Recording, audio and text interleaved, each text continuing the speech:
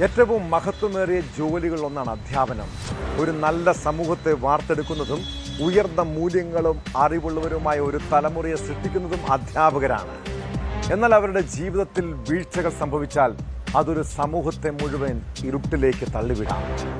കോഴിക്കോട് വടകരയിൽ ലഹരി കേസിൽ 3 അധ്യാപികമാർ പിടിയിലായ കേസ് ഒരു നാടിനെ മുഴുവൻ നടുക്കത്തിലാക്കിയിരിക്കുന്നു. കാവ്യയുടെയും കീർത്തനയുടെയും കൂട്ടുകാരി നീഷ്മയാണ് ഒടുവിൽ പിടിയിലായത്. കൂടുതൽ പേർക്ക് സംഭവത്തിൽ പങ്കുള്ളതായി സംശയിക്കുന്നുണ്ടെന്ന് പോലീസ് പറഞ്ഞു.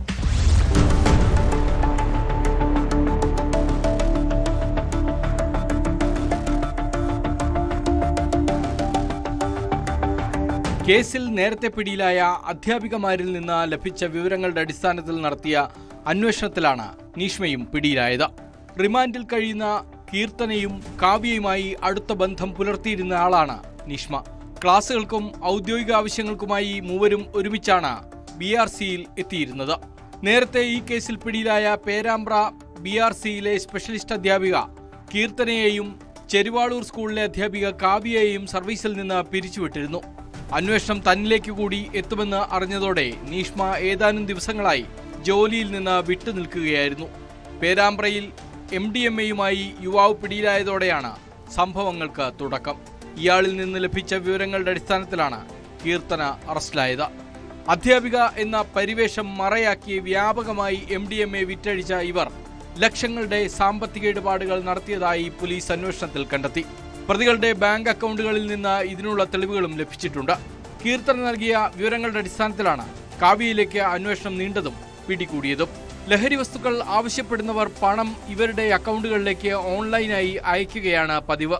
തുടർന്ന് ഇവർ നൽകുന്ന നിർദ്ദേശത്തിന്റെ അടിസ്ഥാനത്തിൽ സംഘത്തിലെ മറ്റ് അംഗങ്ങൾ പണം നൽകിയവർക്ക് ലഹരി എത്തിച്ചു കൊടുക്കുകയായിരുന്നുവെന്നാണ് പോലീസിന്റെ കണ്ടെത്തൽ. 3 പേരും ലഹരി ഉപയോഗിച്ചിരുന്നതായും പോലീസ് പറയുന്നു. കഴിഞ്ഞ ജൂൺ മാസം അവസാനം റിപ്പോർട്ട് ചെയ്ത MDMA കേസുമായി ബന്ധപ്പെട്ട് ഇന്ന് ഒരു അറസ്റ്റ് കൂടി ഉണ്ടായിരിക്കുകയാണ്. അതും ഒരു അധ്യാപിക തന്നെയാണ്.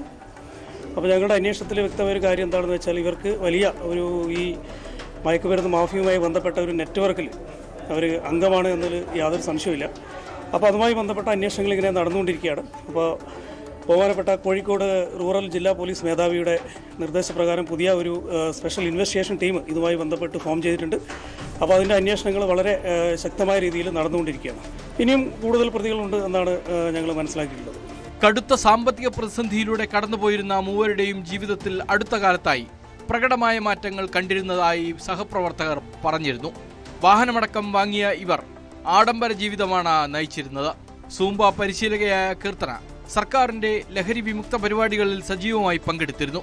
പേരാമ്പ്രയിൽ സൂംബ പരിശീലന സ്ഥാപനവും നടത്തിയിരുന്നു. സ്ഥാപനത്തിൽ വൻതോതിൽ മദ്യവും മയക്കുമരുന്നും ഉപയോഗിക്കുന്നതായി കണ്ടെത്തിയതിനെ തുടർന്ന് സ്ഥാപന ഉടമ കെട്ടിടം ഒഴിപ്പിക്കുകയുമുണ്ടായി. ബൈപ്പാസിനോട് ചേർന്ന കീർത്തനയും കാവ്യയും നടത്തിയിരുന്ന ബൺമസ്ക എന്ന സ്ഥാപനത്തിൽ അർദ്ധരാത്രിയിൽ ബൈക്കിലും കാറിലുമൊക്കെയായി നിരവധി യുവാക്കൾ വന്നുപോയിരുന്നതായി നാട്ടുകാർ പറയുന്നു.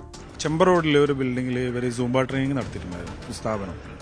ആ സ്ഥാപനം പിന്നീട് അവർ കൊണ്ട് നിർത്തിക്കുകയുണ്ടായിരുന്നു. ആ ഭാഗങ്ങളിൽ പിന്നെ പ്രാദേശികമായ പരാതികൾ ഉണ്ടാവുകയും പിന്നെ ഇവർ അവിടെ മദ്യക്കുപ്പികളൊക്കെ കിട്ടുന്ന സാഹചര്യമൊക്കെ ഉണ്ടായിരുന്നു. അപ്പോൾ അതിനുശേഷം പിന്നെ ഇവർ ആ ഒരു പരിപാടി നിർത്തിച്ചു. ബൺമസ്ക അവിടെ ഉണ്ടായിരുന്നു. അത് സോഷ്യൽ മീഡിയയിലൊക്കെ ഒരു ട്രെൻഡായ ഒരു സമയം ഉണ്ടായിരുന്നു. ആ സമയത്ത് ഈ രാത്രി സമയത്തൊക്കെ ഒരുപാട് യുവാക്കളൊക്കെ അവിടെ വന്നുകൊണ്ടായിരുന്നു ഈ ബൺമസ്ക വാങ്ങിക്കൊണ്ടത്. ഇപ്പോൾ നമ്മൾ സംശയിക്കുകയാണ് അത് ബൺമസ്ക മാത്രമാണോ വിറ്റതെന്നുള്ളൊരു സംശയം ഉണ്ടാവുകയാണ്. ഇപ്പോൾ ഓരോ കാര്യങ്ങളും ഇങ്ങനെ പുറത്ത് വന്നുകൊണ്ടിരിക്കുകയാണ് ഓരോ കാര്യങ്ങൾ. പിടിയിലായ 3 അധ്യാപകരും അടുത്ത കാലത്തായി ക്ലാസുകൾ എടുക്കുന്നതിൽ അലസത കാട്ടുന്നതായി കുട്ടികളുടെ രക്ഷാകർത്താക്കൾ പരാതി നൽകിയിരുന്നു. പ്രതികളെ 3 പേരെയും കസ്റ്റഡിയിൽ വാങ്ങിയ ശേഷം ഒരുമിച്ചിരുത്തി ചോദ്യം ചെയ്യുമെന്ന് പോലീസ് അറിയിച്ചു. സംഭവത്തിൽ കൂടുതൽ ഉദ്യോഗസ്ഥർക്ക് പങ്കുണ്ടോ എന്ന് പരിശോധിക്കും. കുട്ടികൾക്ക് ഇവർ ലഹരി കൈമാറിയോ എന്നും അന്വേഷിക്കുന്നുണ്ട്.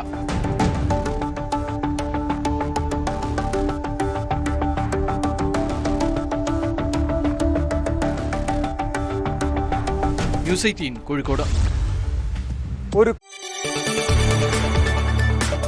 കൂടുതൽ വാർത്തകൾക്ക് news 18 Keralam YouTube channel subscribe ചെയ്യുക.